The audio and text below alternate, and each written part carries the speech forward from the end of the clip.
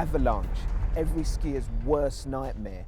This week we test out the new tech that could save your life.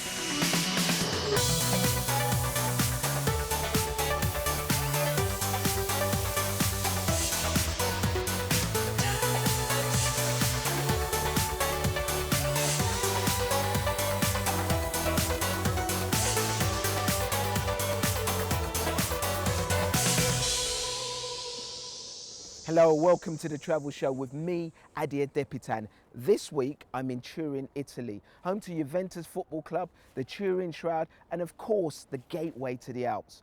But I'm actually here to visit the city's robot community, so keep watching as I find out more about what could be the future of tourism. That's later on, but first, here's what else is coming up on this week's Travel Show. We look at the new tech that could help you survive an avalanche. If you are going into the backcountry with a group of friends, if there's an accident, they're the people that are going to save your life.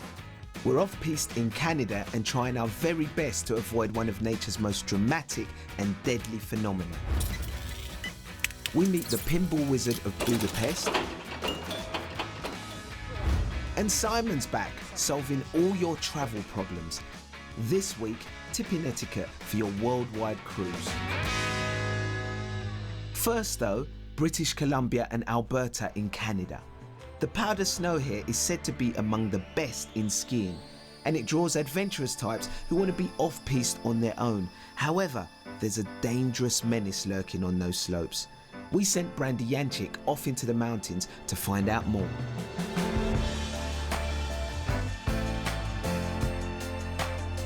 Freedom, adventure, and the chance to explore pristine powder.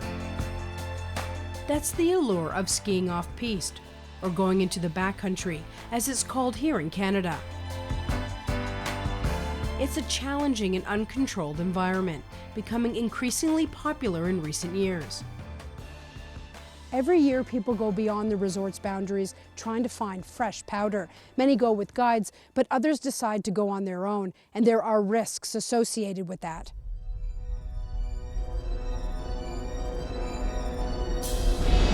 An avalanche can send thousands of cubic meters of snow crashing to the valley floor, burying everything in its path.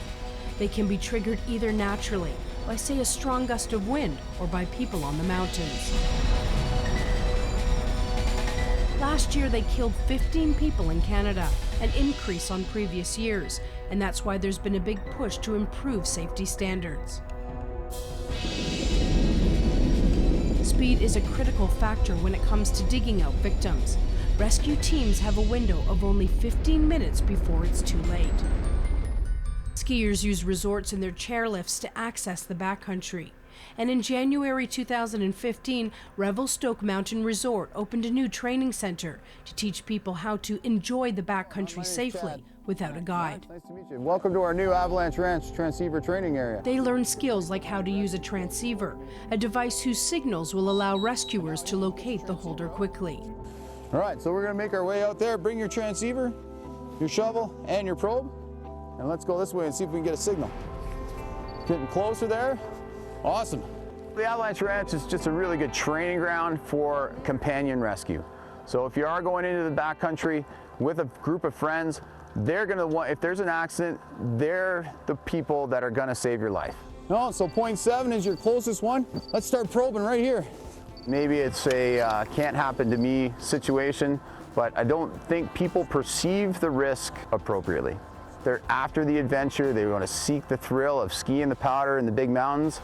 And that's first and foremost in their mind, and then the risk and the hazard is secondary. And get this person out of here. Are you ready? Search!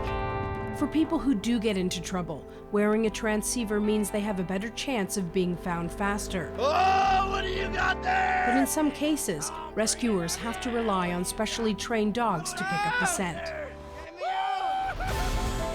So the main focus is to provide skiers with the tools to help themselves. This season saw the launch of a new app by Avalanche Canada that allows users to post their own observations and photos showing what conditions are like. They're then picked up and used by forecasters.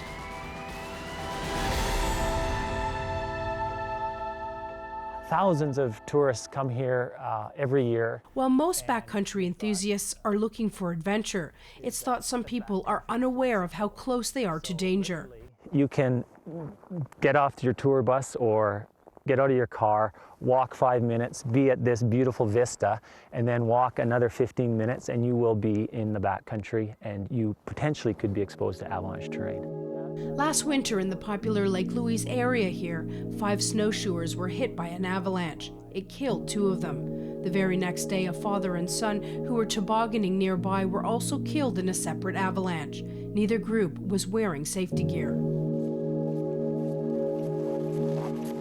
Yet there are no plans to ban people from entering these zones, only to educate and inform them. Nothing is closed. We don't close the backcountry, but rather what we do and what we spend a lot of energy doing is informing the public as to where the avalanche terrain is and what the avalanche hazard is. But despite the risks, one group of people has been venturing further and further beyond the boundaries: snowmobilers.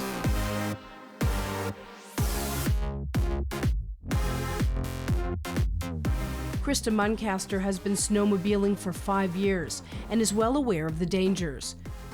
Last year I had 2 friends caught in an avalanche. One passed away. They just weren't able to get to him in time. He was buried about 12 feet down. She says she takes no chances when it comes to safety. So an extra layer just in case, a headlamp, some freeze-dried food. I have a sand splint, which is moldable for using for a splint if someone injures themselves. I also have flares and bear bangers. Bear bangers just makes a very loud noise. But no matter how much you prepare, nothing can take the place of learning to understand the conditions, and that comes with experience. Just because you take an avalanche safety course doesn't mean that you've absorbed anything. Practicing your searches, your probing techniques, your shoveling, that is what's important. And making sure that you're picking a group that's willing to discuss safety and avalanches. Before we even head to the hills, our conversation is already around safety. What are the conditions like? How has the weather been? These are the conversations that you need to have before you head out into the mountains, and you need to be checking those avalanche reports. Brandy Yanchik reporting from Alberta, Canada. And if you're thinking of going there in the near future, here are the things you'll need to know.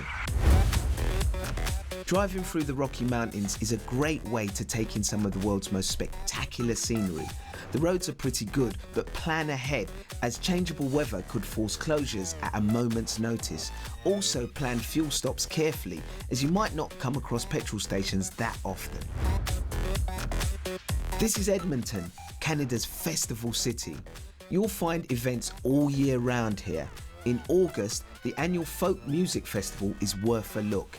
It's on the banks of the River Valley, so a good place to take in both the music and views of downtown. Come for the dinosaurs, stay for the Badlands. The town of Drumheller near Calgary is Canada's paleontology centre. The museum's got one of the world's biggest dinosaur displays, and close by you'll find an eerie landscape dotted with weird rock formations and hills full of fossils. And Jasper National Park's not just for skiing, there's good hiking to be had here too. Check in advance which trails have the best conditions. If the going's tricky, you can always rent specialist gear in one of the local shops.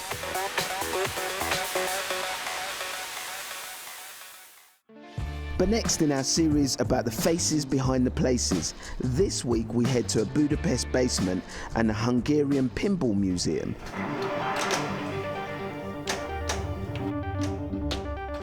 Öt vagy 6 éves lehettem, amikor először találkoztam flipperekkel. Szüleimmel voltam egy szállodába a hegyekbe, és ott láttam meg először. Azt kell tudni úgy igazán, hogy kicsi koromban mindig csodáltam a nagyon színes dolgokat.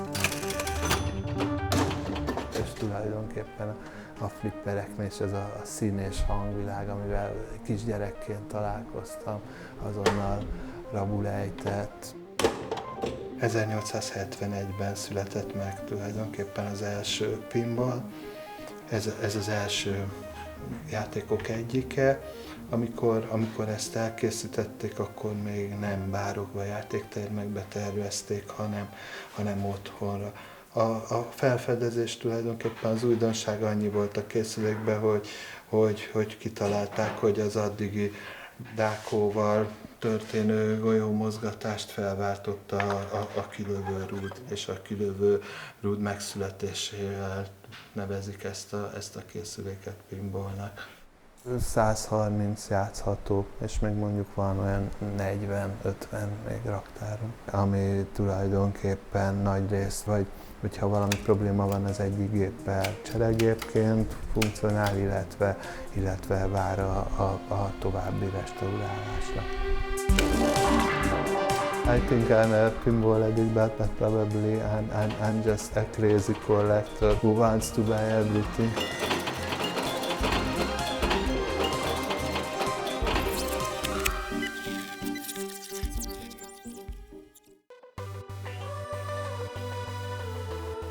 Time now for our travel update.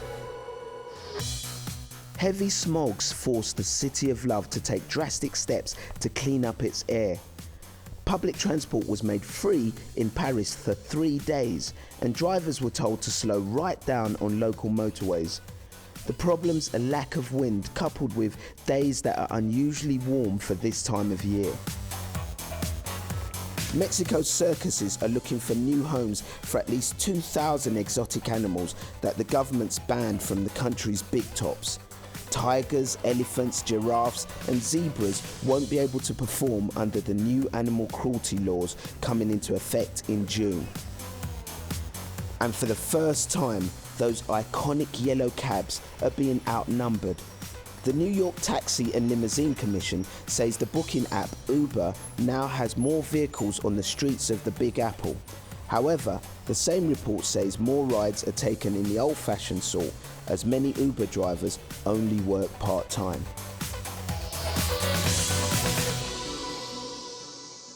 Still to come on the travel show. Are human beings a thing of the past? We head to the science lab to find out how robots could be taking over travel. Fortunately, it's got sensor control, so if it gets near anything like a wall or any obstacle, apart from a cameraman's foot, it should stop.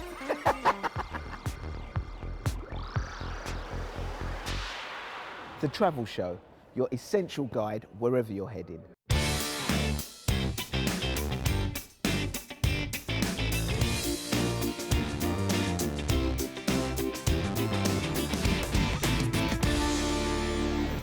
Welcome to the slice of the show that tackles your questions about getting the best out of travel.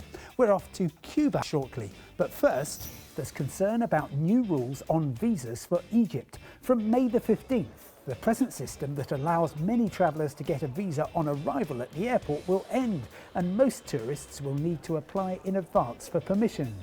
One exception, travellers from the European Union and the US who are staying in the resorts of the Sinai Peninsula for 15 days or less will get a free entry stamp on arrival. Next, John Potts is taking a cruise and wants to know: is the service charge of $12 per person per day compulsory, or can I opt out and tip as I wish? Your cruise line, in common with many others, transforms the notion of a tip from rewarding excellent service to just another extra to be factored into the cost of a trip. Unless you ask specially, the charge will be added to the cost of your holiday, so you'll pay for it before you get anywhere near the ship. Even if you arrange to deal with it on board, it'll be automatically added to your account. The only way to get it removed is to tell the reception staff about a service issue you're not happy with, and for the complaint not to be dealt with to your satisfaction. In other words, you and every other passenger on board is expected to pay up. As you no doubt know, President Obama is relaxing restrictions on Americans travelling to Cuba. Karen Norton from Essex in eastern England says, "We would really like to visit before there are too many changes. As I haven't seen my brother, who lives in Florida, in 20 years, we are wondering if we can combine both to our 2 weeks away in July." We're tied to the kids' summer holidays. Because of lingering American restrictions on travel to Cuba, it's not entirely straightforward. From experience, though, it's much easier going from Havana to Miami than the other way around. Book an open-jaw flight out to Havana and back from Florida. The tricky element is booking the hop across the Florida Straits, which is where an agent will come in handy. And be warned that this flight of around 40 minutes is going to be expensive, at least $250 one way. In terms of red tape, all you need is a Cuban tourist card, which your agent can fix for you, and an ESTA, online permission to visit the US.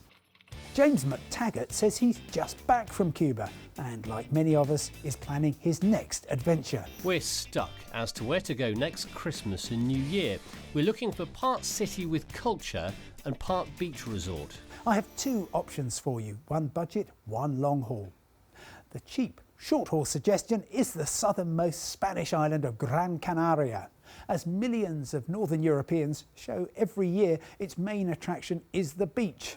But the city of Las Palmas is one of Spain's most intriguing, with beautiful colonial architecture and some mouth-wateringly good places to eat and drink. If you're able to get further afield, Latin America is the answer. I can't think of many better places to start Christmas than by flying down to Rio, which is rivaled only by Sydney for the title of best city beaches in the world. The trouble is, airfares immediately before Christmas can become painfully high, so you may wish to follow my flight plan a couple of years ago and travel on the night of December the 25th itself. I saved about $400 compared with the previous few nights.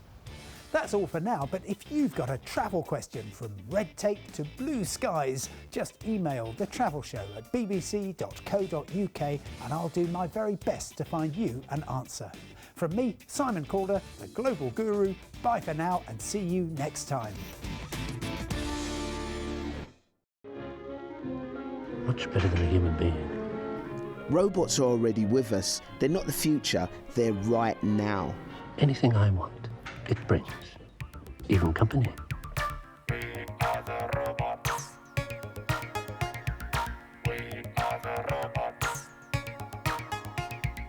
Driverless trains at London's airports or its Docklands Light Railway. Automated luggage belts and drones everywhere you look. And how impressive is this valet at Dusseldorf Airport or the bartender on this cruise liner? One restaurant in Singapore has even come up with this solution to a national shortage of waiters. They navigate using infrared sensors, rarely spill a drop, and best of all, they don't demand a tip. I like that one. This summer in Japan's Nagasaki Prefecture, a hotel will open staffed entirely by androids. This receptionist will be the first person you meet when you walk through the doors. Nothing creepy about that, eh? But Japan and Singapore are obvious places to look for robots, with all that high tech and high finance. Turin, gateway to the Alps, less so. At the Joint Open Lab here at the Polytechnic, scientists and engineers are working on a number of different kinds of applications. Drones, for example, that fly straight to your location at the touch of a smartphone app, delivering information or services. Or how about a robot tour guide? Well, guide is a grand word for it. It's basically a webcam on wheels. I don't know why they've trusted me with this robot, but I'm going to give it a go. As you can see, I've really mastered him. Oh, not backwards, forwards.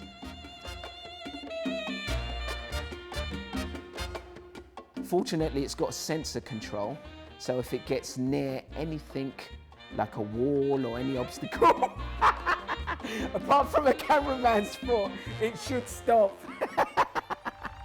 The idea is that human guests can drive it around parts of a museum that are off limits for whatever reason. From this month, it will be available at Racconigi Castle in Piedmont. It's already been tried at London's Tate Gallery, where last summer visitors to its website were able to explore the artworks after hours. Not the most jaw-dropping engineering you're likely to see, but it does give you an idea of the kind of functions we can expect in travel in the near future.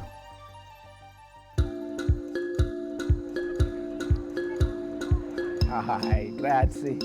But half the fun of travel is in the people you meet along the way. So won't I hanker for the warmth of human staff? It's a question only a robot ethicist can answer. Yes, I mean, it's quite difficult to make a robot currently look enough like a human and move naturally enough that humans feel comfortable interacting with them. And there's this uncanny valley issue where if a robot doesn't quite look natural enough, then people feel anxious about it. And to respond to that, many roboticists avoid making robots that look like humans at all when they're doing lots of human interaction. Service droids that can recognise or copy facial expressions are already in development. Pepper, for example, is billed as the first sensitive robot to analyse and respond to human emotion. However, we're more likely to see them used for repetitive, mundane tasks. Already the University of Berkeley in California has machines that have mastered the tricky art of towel folding. Great, but with only one catch. Each one takes 20 minutes to complete. So while it's feasible that robotic staff like this butler will service our every need, will we really want to stay somewhere that doesn't have a smiling human face at the front desk? It would be quite tedious currently probably to be interacting with a completely robotic staff. But you know, it's an exciting prospect that these things are possible, and I'd certainly be keen to go along and see what the state of the art is. So that's your lot from us this week. Coming up next week, Henry's here to take us through some of our highlights from the last few months, including another look at Carmen's terrifying leap of faith in New Zealand. This is really terrifying, I'm serious. 3, 2, 1, go! Now make sure you join us for that if you can, and remember, you can keep up to date with us on all our travels wherever we are by signing up to our social media feeds. All the details should be on the screens right now. But for now, from me, Adia Depitan, and all the Travel Show team here in Turin, Italy, it's goodbye.